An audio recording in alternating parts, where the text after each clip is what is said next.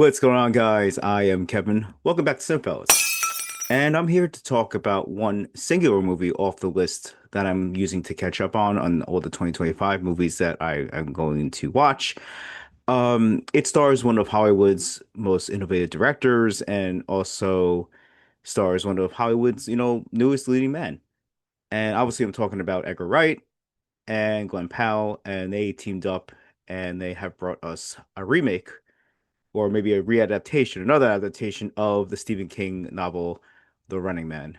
But before we talk about it, let's take a look at a clip from the film.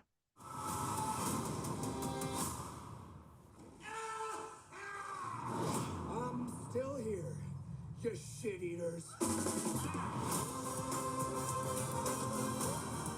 Yeah, so this was one of the films on the list that I was really looking forward to watching. As I said, the film is based upon a short story by Stephen King. I think he wrote it under Richard Bachman. It's the second film adaptation with Arnold Schwarzenegger starring in the 1987 original. And when I saw Edgar Wright on this project, I was hyped. I was really hyped, and I thought this would be a perfect opportunity to show his style in a big budget movie. Plus, Glenn Powell, who doesn't love Glenn Powell? The guy oozes charisma. What can go wrong? Yeah, almost everything in this film goes wrong. It is shocking how bad this misses the mark.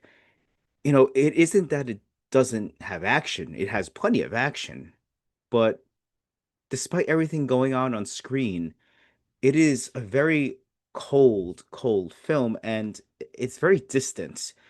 It lacks the kinetic energy that is associated with Edgar Wright films. If you took Edgar Wright's name off this poster, you would not know that this is an Edgar Wright film. None of what makes him who he is in this film. And that includes a lot of the directing and a lot of the directing decisions. We have the dialogue. The dialogue is awful. I was sitting there watching this movie and I just couldn't believe my ears, what I was hearing. And that is very weird for Edgar Wright because his movies usually have really sharp scripts. Scott Pilgrim, Shaun of the Dead, and any film you want to choose, Edgar Wright's films are always very well written. Yeah, so this movie is not even in the same ballpark as anything that Edgar Wright has made.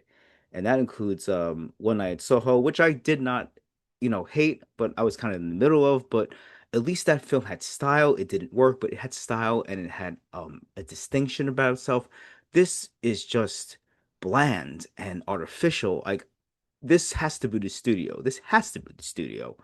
And listen, I like Glenn Powell. I said it in the beginning of the review. I really like Glenn Powell. I think he's really one of the newer actors that, has the thing that makes a leading man a leading man.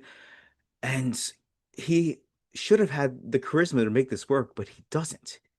And he is so uneven and he is so wooden in this film. I couldn't believe this was Glenn Powell because if this was his first movie and this was like his first, try to start him, like we wouldn't be hearing about Glenn Powell anymore. That's how bad he is in this movie. But thank God there are other movies that are pieces of evidence that you can look to show that Glenn Powell is a very good actor.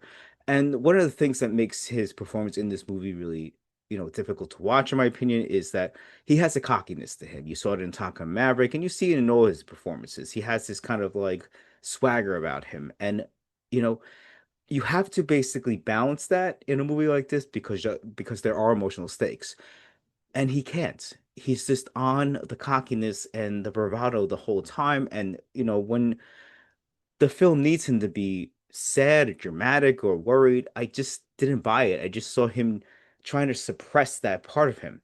And again, it's not all him. The script does not help, and I can't believe how bad the script is. I know I talked about it, shortly before, but it is a really bad script. Additionally, he tries too hard. The humor is way too forced.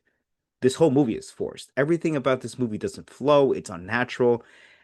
It doesn't feel like a movie. It just feels like a montage of really shitty scenes all put together. There is a notion in Hollywood that directors do one for the studio and then they do one for themselves. They'll work on maybe a passion project, something that they want to get off the ground.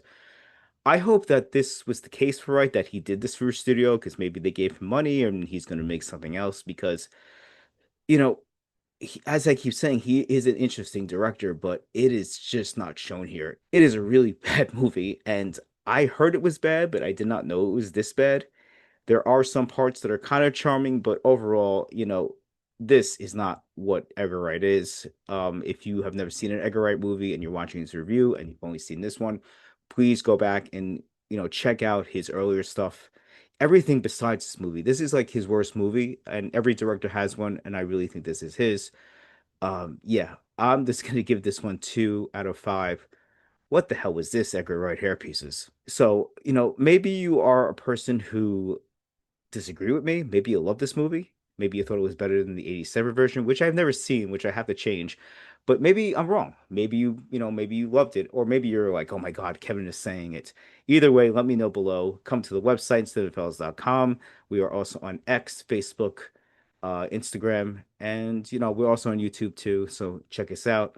We're always talking about newest movies. Summer movie season has started, and I'm really looking forward to a lot of stuff that's coming out, including the Odyssey, which I guarantee we'll all do a big review with. Anyway, yeah, thank you for listening. I always love talking film, and do not watch this movie. Stay away from it. And as we always say, I am Kevin, and cheers.